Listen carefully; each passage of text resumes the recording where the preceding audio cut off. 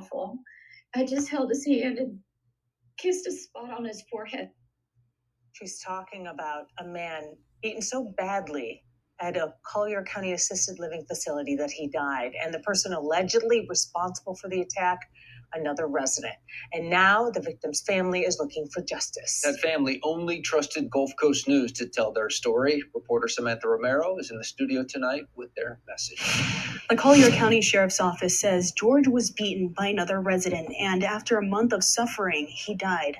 The family says negotiations to avoid court just fell apart, and now they want justice.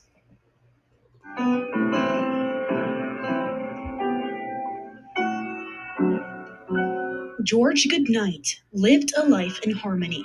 Dad played piano beautifully and Mom sang beautifully. And made a perfect duo with his wife. He would ask her to marry him all the time.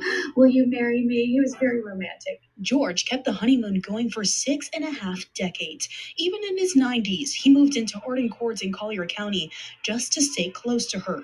But May 3rd, 2023 changed everything. It's been really hard.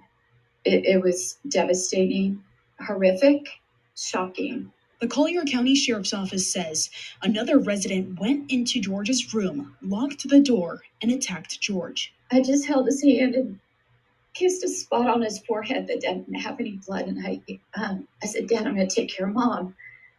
They're going to take care of you, get you checked out. But his daughter, Marianne Eckhorn, says George never recovered and died more than a month later. CCSO says an aide was monitoring the attacker, but the man got into George's room anyway.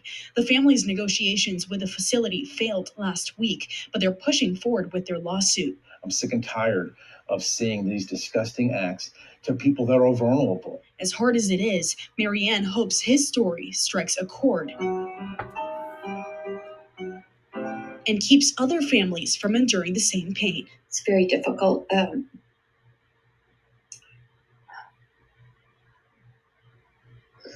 I had no idea. I'm sorry. That this could happen.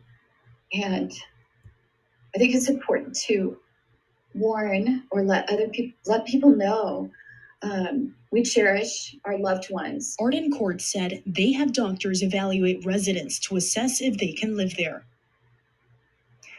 The family's attorney told me his team is gearing up for a jury trial in September. The medical examiner ruled George's death as a homicide caused by blunt force trauma, and the man who attacked him died last year, and this case is now closed. What an awful way to die, and for this family to go through this. I mean, I'm glad they're sharing the story. That can't be an easy thing to do. It was overwhelming for Marianne. We had to take breaks every now and then when we did the interview, but she told me, at bottom line, she wants to share this story. She wants people to know that there's a name behind the story and a family too. So she's doing that, and hopefully to spark change. Yeah, I'm sure she wants to make sure it doesn't happen in other assisted living facilities and that these residents are protected.